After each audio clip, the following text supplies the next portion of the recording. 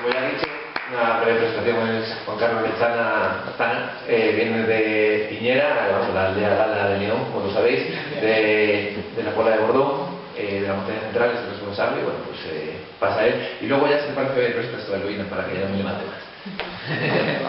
Vago, que es un vago.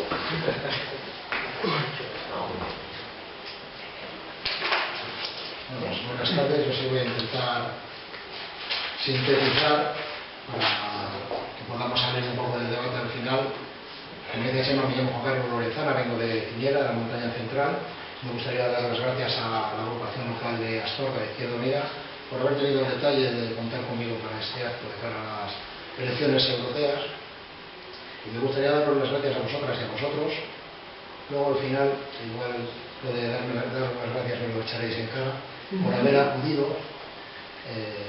Y me gustaría deciros una cosa, ahora que vemos el pleno, este plenario vacío, me gustaría deciros una cosa a todas vosotras y a todos vosotros que habéis tenido, bueno, pues el detalle de venir a escucharnos. Puede que seamos pocos y pocas, pero os aseguro que los que estamos aquí somos los que estamos vivos. Los que no han venido son los zombies que funcionan a golpe de telediario, a golpe de titular de prensa. Si las encuestas les dicen que no vengan, no vienen. Si les dicen que no hay que interesarse por la política, no vienen. Si les dicen que estas elecciones no van con ellos, ellos como loros lo repiten. Y estamos cayendo en un, yo creo que muy peligroso pozo con esto de la bipolaridad de las personas que nos rodean en el día a día. No son gente extraña, son los que viven con nosotros, que hagan el otro con nosotros, que trabajan con nosotros. Aquellos que nos dicen, cuando les hablamos de estas elecciones europeas, que no va con ellos, que esto no tiene nada que ver, que Europa queda muy lejos, que esto no es importante, y que dentro de 3 o 4 meses, cuando vengan los recortes que van a venir, cuando vengan los recortes en agosto, cuando nos pilla a todos relajados de vacaciones, que van a venir, estas mismas personas que hoy nos dicen que estas elecciones no sirven para nada, porque Europa no sirve para nada, solo se van a defendernos que es que lo manda Europa, que el pobre de Rajoy no nos lo quiere hacer, pero que se lo obligan desde Europa. La función que nosotros y nosotras tenemos es intentar ir convenciendo poco a poco a las personas que la partida, si ahora no se está jugando en Europa, al final va a tener que jugarse en Europa. Porque nosotros, como aldea Gala, no vamos a pintar nada en el escenario. Me gustaría deciros una cosa, un aliento de ánimo por haber venido, aunque seamos pocos, con una frase que un poeta dijo una vez cuando le preguntaron ante un salón con muchas sillas vacías que venían a escuchar un concierto, le dijeron que qué opinaba de que hubiese tantísimos espacios vacíos. Y él, en agradecimiento a quienes habían ido, les dijo que vuestra presencia lo que hace es resaltar la ausencia de la multitud. Y él, por multitud, entendía lo que yo antes os he definido como zombies.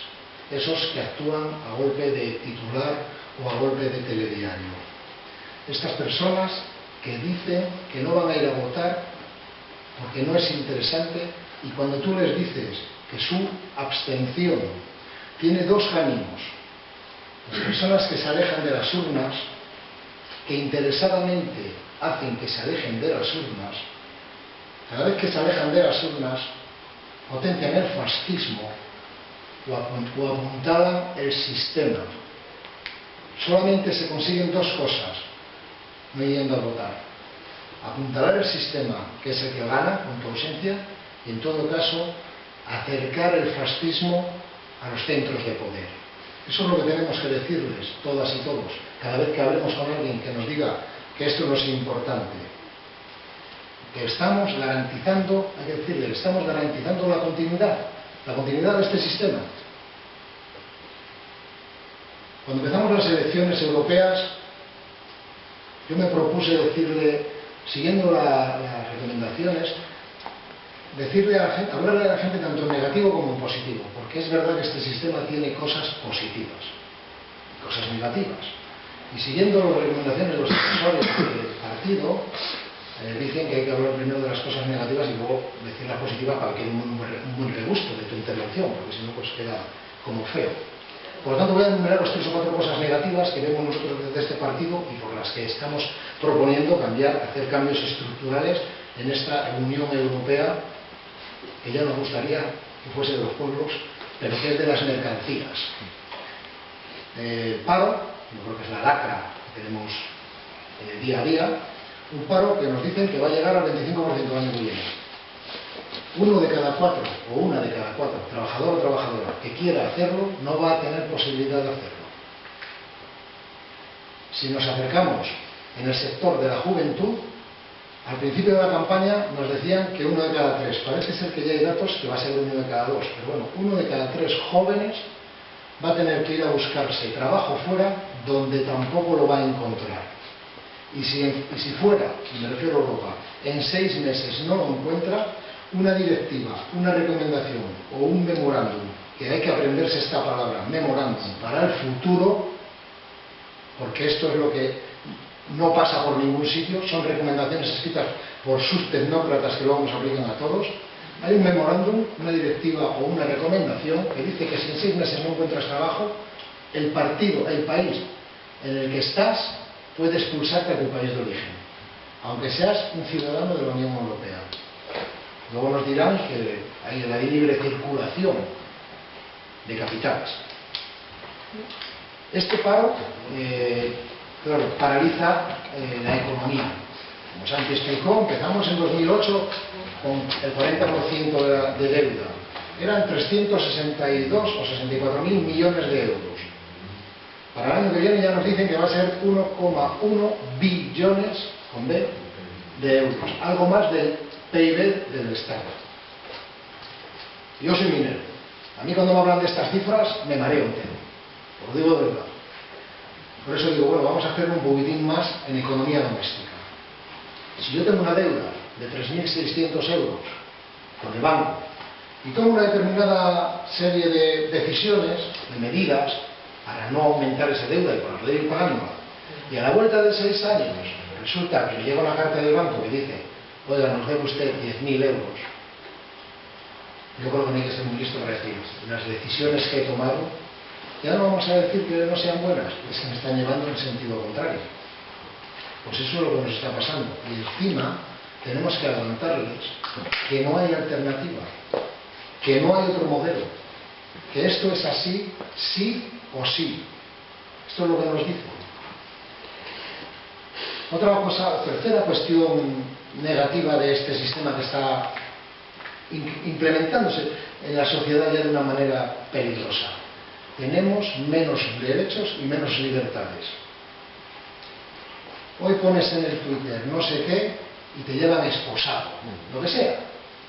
Robas no sé cuántos millones o defraudas no sé cuántos millones y te hacen una amnistía al dedillo, para ti, para que puedas vivir con aquellos intereses que te ahorraste como quieras. Somos un país con menos democracia, con menos libertades, por lo tanto tenemos un país con muchísimo más miedo. Miedo a todo. Ya no sabe uno si por la mañana lo van a despedir, si lo van a detener o qué van a hacer con él. Este es el modelo del día a día. Recortes, despidos masivos con empresas que tienen beneficios, en fin, varios aspectos negativos. Como dije que os iba a decir cosas positivas, y para no extenderme, voy a decir algunas cosas positivas. Este sistema es capaz de generar más ricos. En este sistema hay más ricos que hace 6 años. Y los ricos son más ricos. Claro, como estoy en la parte positiva, no debería deciros que para que haya más ricos, que son más ricos, también se han multiplicado por 10 los pobres, que son más pobres. Pero bueno, estamos en la parte positiva, no vamos a meter cosas negativas. Este sistema es capaz de reducir impuestos. Nos hablan del déficit. El déficit es que si tú ganas 1.000 euros y gastas 1.100 para vivir, tienes un déficit de 100 euros. Eso es déficit, que gastas más de lo que tienes. Pues nosotros que tenemos una deuda incontrolada y un déficit cada año incontrolado, este sistema hace la magia de reducir impuestos. Tampoco debería deciros esto porque estamos en el lado positivo. Reduce los impuestos a las empresas del ICES. 10 en lo que va de legislatura, lo que supone un 8% de ahorro para las grandes empresas. También estas grandes empresas, decía Santi, que tenemos 1.800 euros de salario medio en España. El salario medio es 1.800 euros, según estadística, según estadística. Si mentimos, mentimos por boca de ellos. A mí no me extraña que tengamos 1.800 euros de salario medio, dividiendo entre todos los trabajadores. No me extraña si tenemos en cuenta que los ejecutivos de estas empresas del IBEX se han subido el año pasado el 18% el sueldo.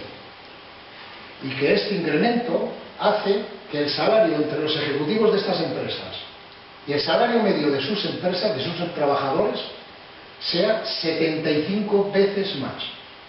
Un trabajador de una de esas empresas gana 1.000 euros, el ejecutivo gana 75.000 al mes. Entonces, este sistema es capaz de crear cosas positivas. Lo que no nos dicen, cuando se crea empleo, ahora que está tan en boga eso que dijo el segundo de la lista del Partido Popular el otro día, que dijo que este sistema que funciona es capaz de generar 7.000 puestos de trabajo al día. Se equivocó en una palabra. No son 7.000 puestos de trabajo al día. Son 7.000 puestos de trabajo de un día. Eso es una pequeña diferencia, pero bueno, como estamos en el lado positivo, no vamos a ponernos muy tiquismiquis, ¿no? Pero bueno, eran 7.000 mini-jobs, de estos que te hacen trabajador esclavo, working poor, que le dicen los ingleses, y como viene de fuera, pues parece como que suena mejor.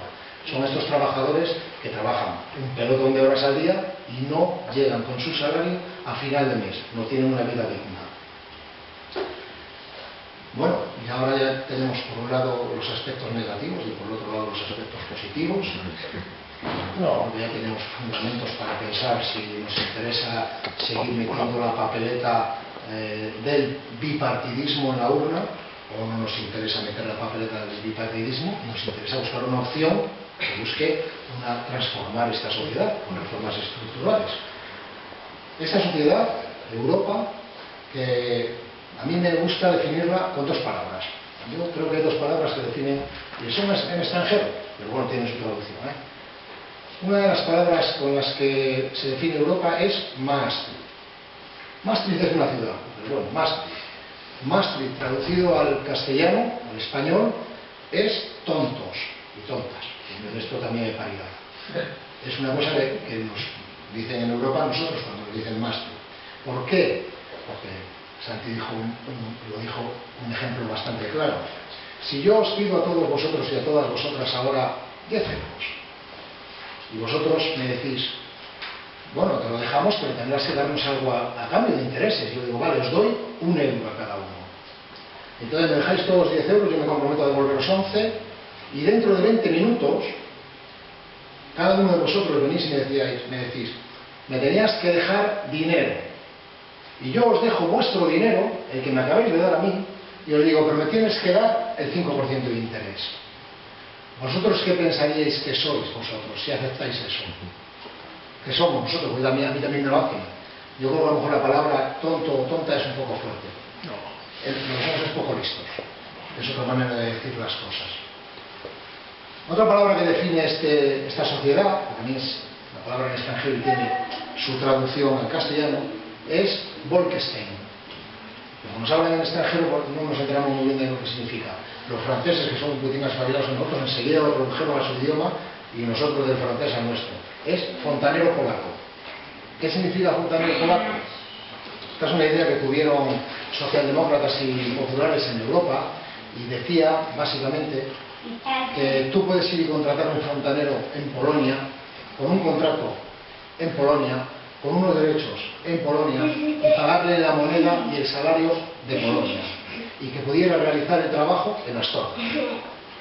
Esto, que se llama Directiva Bolkestein, los franceses, pues para esto son un poquito más espabilados, dijeron, uy, si permitimos esto, a la vuelta de 10 años, todos los fontaneros de Francia van a tener el contrato de Polonia, el salario de Polonia y los derechos de Polonia, por aquello de la competencia.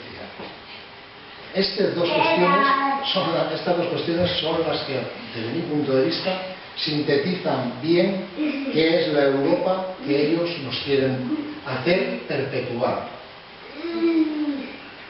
¿Qué podemos hacer? Se pueden hacer muchas cosas. Principalmente se puede votar. Yo os voy a decir una cosa. Cuando hablaba Santi antes de Tsipras, el candidato este griego que queremos proponer para presidente de la UE, dice: los enemigos de mis enemigos, amigos míos son. Si este señor es el enemigo del Financial Times, os aseguro que yo, sin conocerle de nada, le considero mi amigo. Porque estoy seguro de que si el Financial Times le tiene ojeriza, es porque este señor, con este programa, está para defendernos a nosotros. Podemos ir a votar, pero no vale. Yo no voy a mentiros. No me gustaría que cuando marchéis de aquí ninguna de vosotras ni ninguno de vosotros pensase que soy mentiroso. Sirve de poco, sirve, pero de poco. Ir a votar. Si al día siguiente no estamos dispuestos a estar en la plaza del pueblo, en la barra del bar, en la tribuna del campo de fútbol, en la fábrica, o en la universidad, o donde sea, en la comida familiar, defendiendo este cambio. No quiero ni contaros lo que podría pasar si gana el Partido de la Izquierda Europea y propone medidas estructurales. Esto que hablamos aquí de la renta básica, cualquier cuestión estructural que fuese a mejorar las condiciones de los excluidos, recortando beneficios de los incluidos, de la parte de arriba de la pirámide. Pues harían tres cosas, que son las que han hecho en Latinoamérica. Es nuestro ejemplo a seguir, que no pensemos que esto que nos están haciendo nosotros ahora es algo que se están inventando sobre la marcha. Todo este guión han hecho los ensayos pertinentes desde hace 30 años en Latinoamérica. El ejemplo más real de qué puede pasar en España se llama Chile, porque parece ser que tenemos una economía y una estructura parecida. Os invito a que cualquiera de vosotros echéis una ojeada cómo está Chile y luego dentro de unos años decís: uy, aquel hombre que habló aquel día allí nos dijo esto, mira cómo nos parecemos cada día más a Chile. ¿Qué harían si intentásemos cambiarlo, aunque tuviésemos mayoría en los parlamentos, pero no tuviésemos mayoría en las plazas de los pueblos? Lo primero que harían serían sacar a sus perros mediáticos, a las víboras, que suelen llamar tertulianos, esas víboras que muerden en los pies descalzos de los pobres, que nos dijo Galeano. Esos intoxicarían de tal manera que si el pueblo no estuviese de acuerdo con las medidas, podría ser el caos, podría hacer caer cualquier gobierno. Pero estos a lo mejor no tienen suficiente fuerza. Entonces lo que hacen, y lo están haciendo, es armar a grupos y llamarles paramilitares.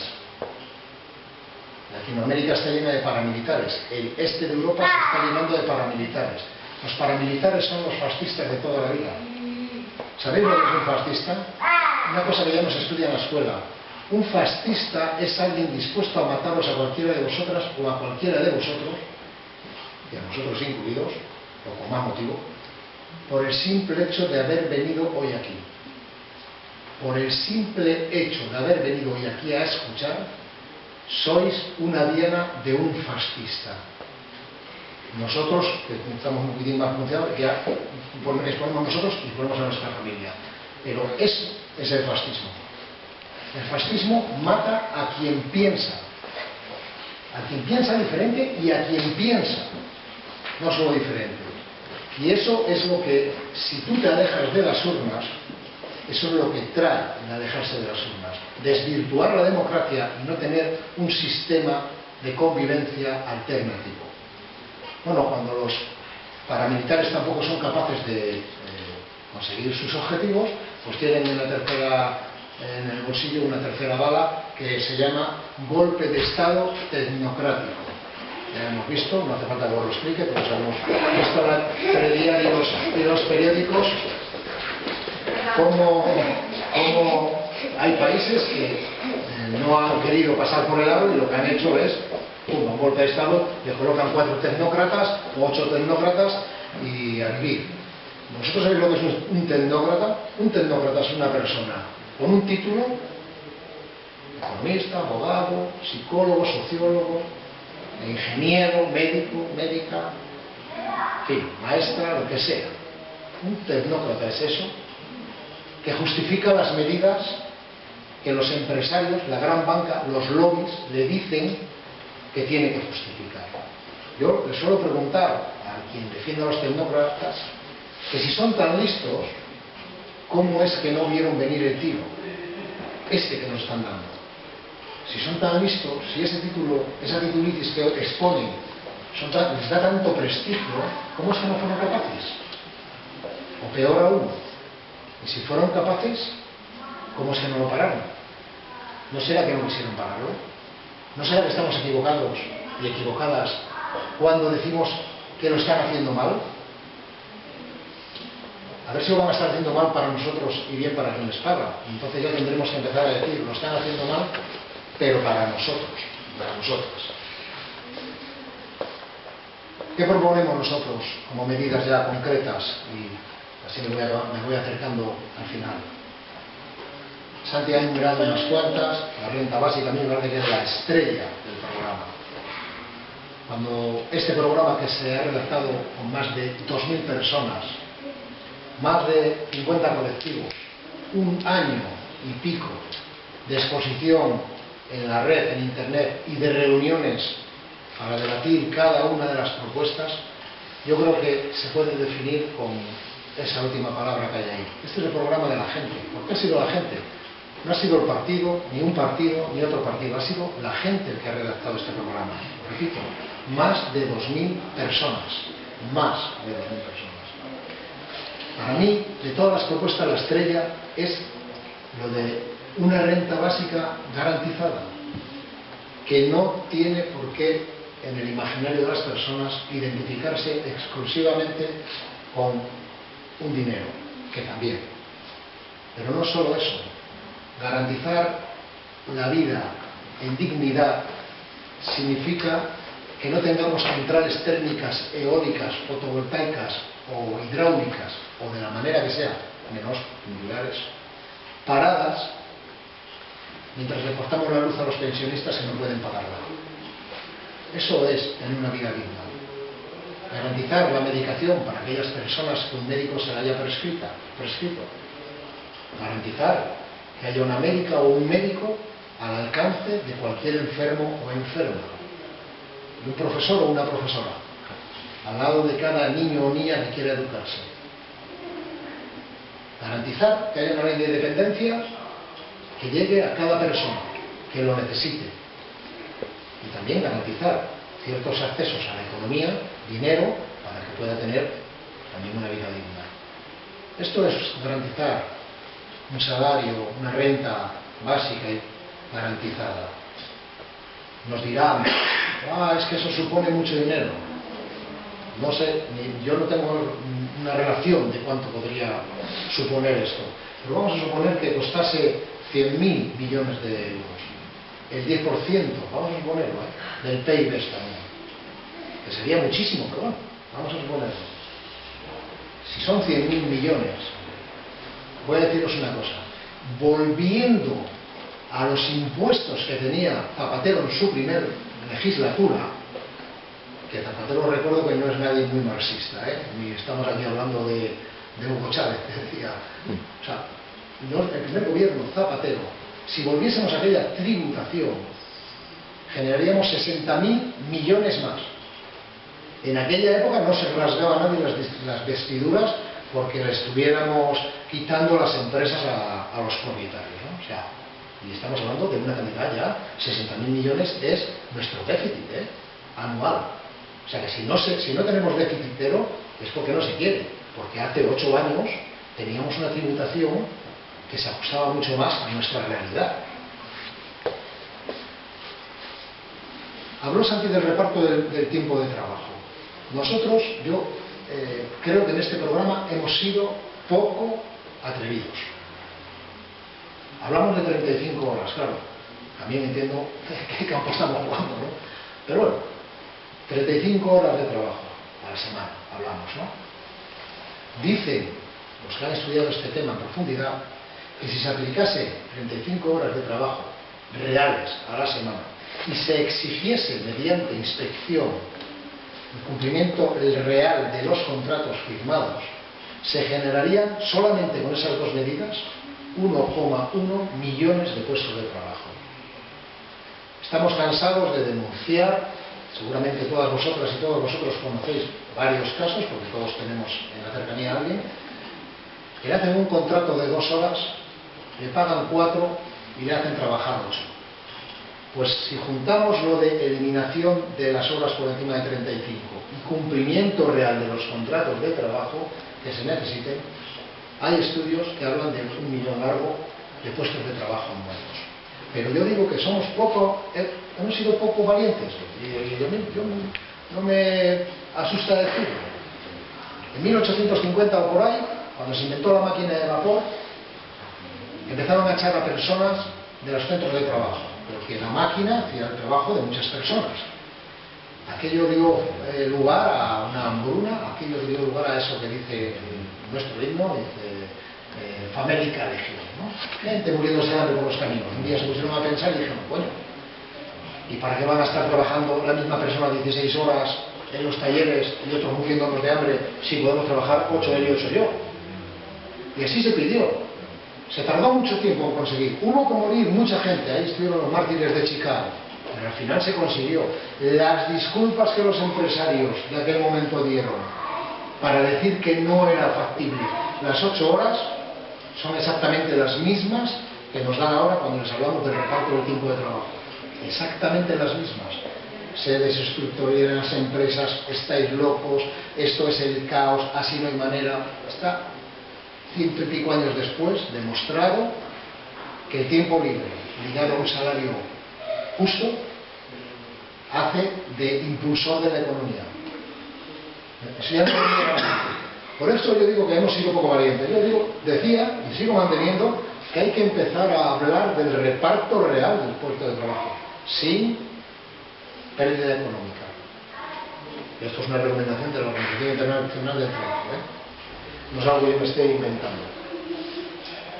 También hablamos de un estatuto de los trabajadores. Si estamos para las duras, queremos estar a las maduras en Europa. Un estatuto de los trabajadores que afecte a todos los trabajadores y trabajadoras de esta unión, para ver cómo le explican a los luxemburgueses o a los nórdicos o a los alemanes los minillos nuestros, los recortes uno tras otro en el estatuto de los trabajadores. Pues queremos también tener una carta de derechos laborales a nivel europeo, un estatuto de los trabajadores. Y termino con las propuestas para dar paso a la compañera Lorena que hable también. Hablamos de la vivienda en este programa. Nosotros la consideramos un bien social. 100 desahucios al día, nos dicen. Somos el país de los desahucios. Incluso el candidato de la derecha, cuando le preguntaron el otro día que qué opinaba de que personas a las que desahucian, a las que echan de su casa, se quedasen con la deuda, que qué opinaba, él dijo que a él no le gustaba, que no podía meterse en la política económica del interior de cada país, pero que para él eso era una aberración, vino a decir. Bien, pues nosotros estamos por la dación en pago, por ejemplo, y por aplicar lo que en nuestra Constitución, en el artículo 47 de nuestra Constitución, dice que todos los españoles tienen derecho a una vivienda, a disfrutar de una vivienda digna y adecuada. Pero todos pensábamos que esto significaba que tenemos derecho a una vivienda.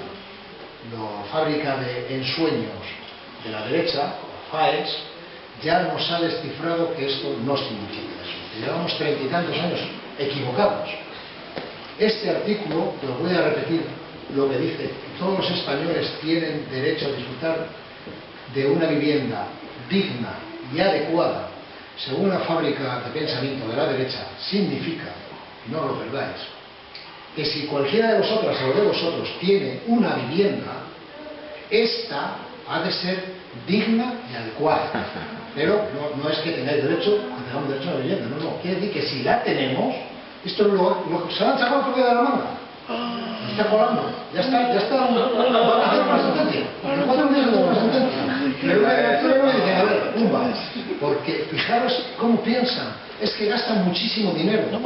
Gastan muchísimo dinero en gente que le dé la vuelta a las cosas. Bueno, mis queridos amigos y mis queridas amigas, yo termino ahí. Nosotros pensamos que otra Europa es posible. Pensamos que otra Europa es posible. Ellos nos dicen que no es posible otra Europa. Nosotros decimos entonces, si otra Europa no es posible, habrá que inventarla. Porque posible o imposible, lo que está claro es que otra Europa es necesaria. Muchas gracias por haberme escuchado y...